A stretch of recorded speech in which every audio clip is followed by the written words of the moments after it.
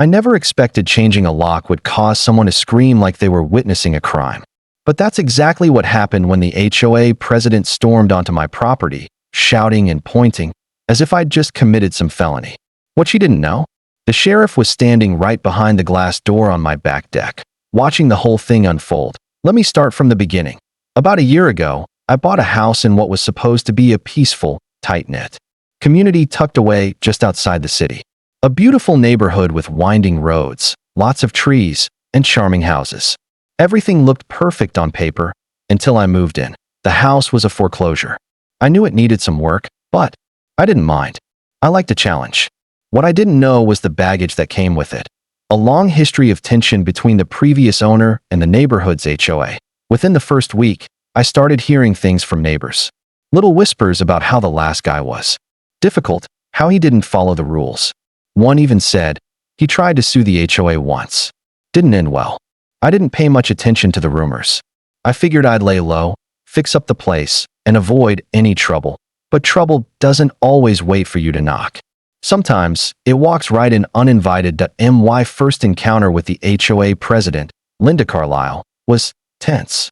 She showed up while I was painting my fence. No greeting, just a clipboard and a cold stare. "That color isn't approved," she said, pointing to the dark gray stain I had chosen. I explained it matched the roof and blended with the landscape. She didn't care. "Only colors on the approved palette are allowed. You'll be fined if it's not corrected within 7 days." That was strike one. The second incident came when I installed solar panels. I had done my homework, got the proper permits from the county, followed every regulation. But apparently, I forgot one thing. HOA pre-approval. Linda showed up again, this time with 2 board members. They said the panels were unsightly and would affect property values. I showed them the legal documents that proved I was in the clear. They didn't like that. Suddenly, I started getting violations for the smallest things. Weeds in the driveway. A garbage bin left out a few minutes too long. A non-compliant mailbox flag. It was clear they had it out for me. Then came the real kicker. I was in my garage one night when I noticed the side door was open. That door had been locked. I checked my tools. Some had been moved. My ladder was set against the wall instead of hanging where I kept it. It felt wrong. That's when I installed cameras. Motion activated, high resolution. One on the front porch, one facing the driveway, and one in the backyard near the deck. What I caught on video changed everything. Over the next few weeks, the footage showed Linda walking around my property multiple times. Not just walking by. She was inspecting things, taking photos, trying doors. Once, she opened the side gate and peeked into my windows. I took the footage to the sheriff's office. They confirmed this wasn't just HOA activity, it was borderline criminal behavior. "You need to send a cease and desist and change your locks immediately," the deputy advised. So I did. I upgraded every lock in the house to a smart system with physical backups.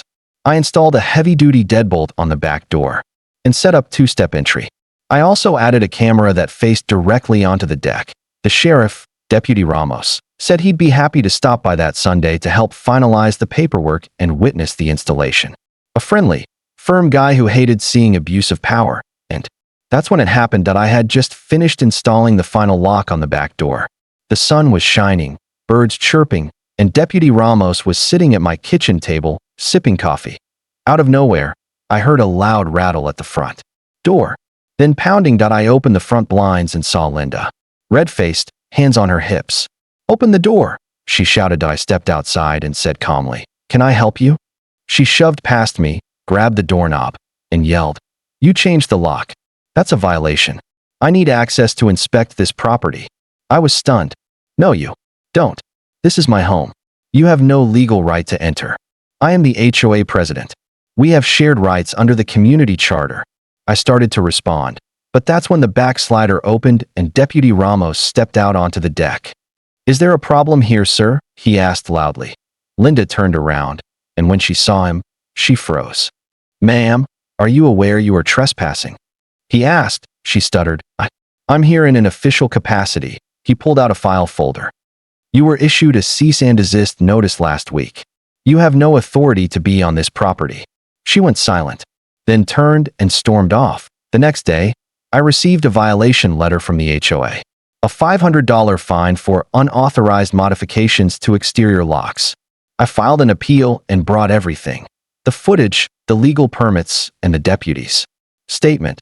To the next board meeting. It was packed. I spoke calmly, walked everyone through the timeline, and played the footage on a projector. The silence in that room was thick. When I finished, the board held a closed-door vote. 40 minutes later, they came out. The fine was dropped. Linda Carlisle was issued a formal reprimand. Within a month, she resigned, but the fallout didn't end there. Over the next few months, neighbors came forward. Turns out, I wasn't the only one Linda had harassed. She had fined families for children's chalk drawings, opened mailboxes, and even threatened to tow cars from private driveways. That a coalition of neighbors formed a reform committee. They pushed for changes in the HOA bylaws, limits on board powers, clear boundaries, transparency in enforcement. Elections were held. The reform group won. The new board apologized to the community. They wiped away bogus fines, opened the books, made monthly meetings public again. The neighborhood started to feel like a community again. And as for me, I still have that lock on my door and a sheriff on speed dial. Because in this world, sometimes the smallest action, like changing a lock, can expose the biggest abuses of power. And when someone screams about losing control, it usually means they had too much of it to begin with. Let that lock be a reminder. Your home is your castle, and no clipboard warrior has the right to barge through its gates. Stand your ground. Know your rights. And if needed, invite the sheriff for coffee, because the best defense against a bully in a blazer?